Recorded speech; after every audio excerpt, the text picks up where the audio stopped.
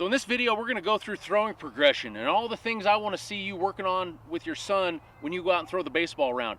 This exact progression is what we use at the beginning of practices. This is what we use before games. This is gonna teach the boys multiple things. Obviously, it's gonna, just throwing, getting their arms in shape. It's gonna teach them proper throwing fundamentals, and also we're gonna work on catching and receiving the ball fundamentals as well. But before we start this, we usually send the kids on a jog, do some sort of stretching to get them kind of loose, get the blood flowing, get the blood into their muscles so we're not creating injuries, throwing injuries. So after we've done that, the first thing we're gonna start with is down on a knee, all right? Now, when you're playing catch with your son, you're only gonna be maybe 15, 20 feet, not very far. This is an easy drill. This first progression right here, really what we're working on is wrist action. Obviously when you throw a baseball, you need to have lots of wrist actions. This is what I wanna see here, is lots of wrist action. I wanna see the weight finishing over the knee, all right? One thing to look for, what I don't wanna see, Carver, go ahead and move your foot in. I don't wanna see a position like that with the foot clear in tight like that. I wanna see that foot out, extended, so when he throws, it's almost just like he stepped when he took a throw. So Carver, go ahead and take a throw. Remember, you're close, you're not throwing hard, you're just working on creating everything pretty much just with the flick of the wrist and finishing forward.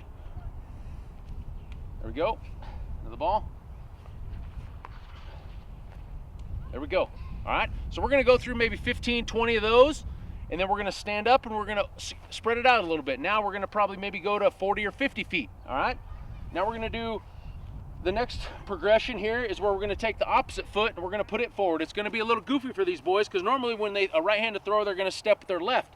But in this particular drill, the leg they throw with, we're gonna put it forward. We're gonna separate it a little bit, maybe shoulder width, maybe a little bit in, that right foot out in front of that left one a little bit. And what I really wanna see here is rotation of the hips and rotation of the shoulders. Really force them to get this shoulder turn and get pointed at their target, all right?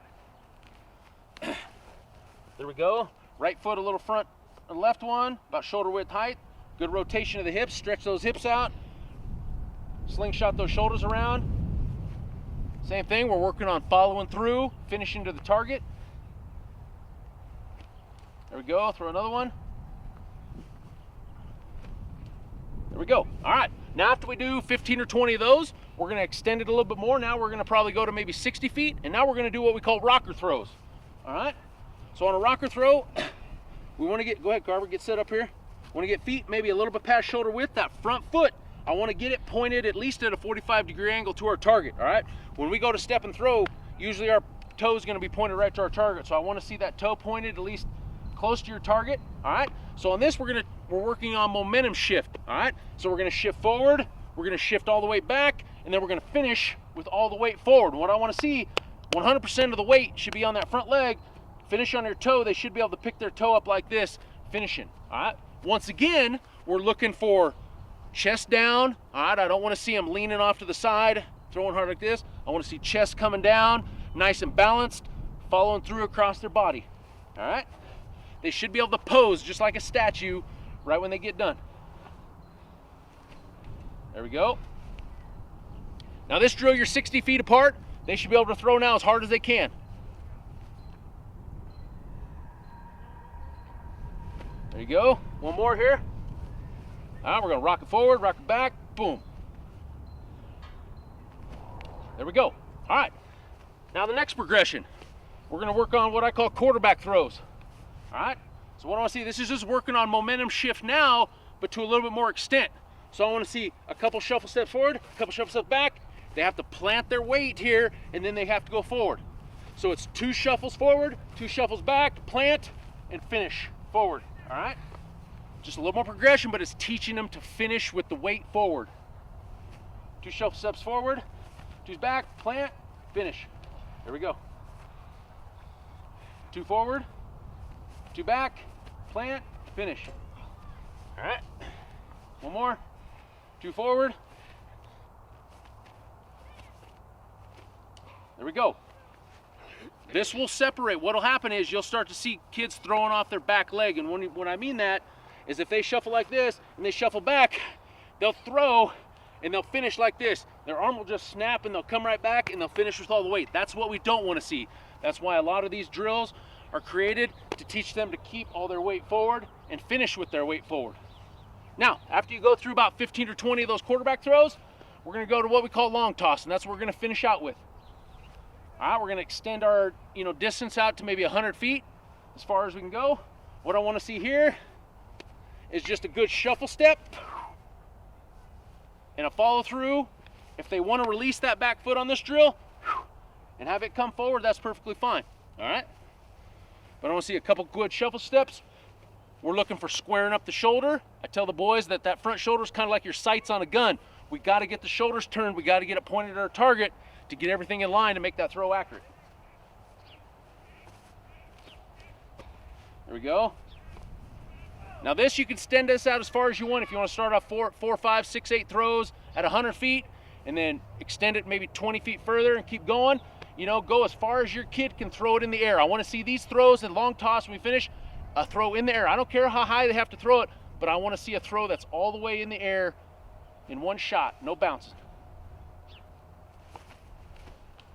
There we go. One more. Now, through all this should take maybe about 30 minutes, all right? The second part to all this is the receiving or the catching aspect of this. What I'm looking for when a kid's catching, they should be able to catch most of their throws from the backhand position. Backhand position, back. If they're getting lazy and just stepping out beside the ball and catching everything off to the side like this, that's wrong, all right? I want to see them moving the feet and centering themselves so they're able to catch everything backhand like this. The second part of this is the transfer of the ball. So when they're getting their feet set to receive the ball, obviously they're in the throwing position already if they can get their feet into there. When they catch that ball, that hand's right here, boom, right up by the glove. So as soon as that comes out of there, they're ready to throw right away. All right, so I'm gonna throw a couple balls to Carver just to show you kind of a few things of what we're gonna look for, what you need to be looking for while your son's catching the baseball. You just want me to stop? All right, feet in good position. Here we go, backhand, quick transfer. It's not dropping way down low. All right, boom, right high, right here. Here we go. There we go. Quick, backhand, quick transfer. We're moving feet. We're not getting lazy. Just standing there, sticking our hand out, all right? So we're moving our feet. We're moving our feet to where we can backhand it. We're just not getting lazy and just sticking our glove out right here. What I tell the boys a lot of, your eyes dictate where your glove's at. If your ball, your glove, and your eyes are all in a line, there's no reason you should ever miss it. If you stick your glove out here, now obviously the ball's out here, our eyes are offline, and that's when we end up missing baseballs. But if we can move our feet and get our body in a position where our eyes, the baseball, and the glove are all in a line, like I said, there's no reason you should ever miss that. But like I've said before, this is really important. Right now, in the situation we're in, I think you should be spending at least 3 days a week doing this drill right here. This should take about 30 minutes.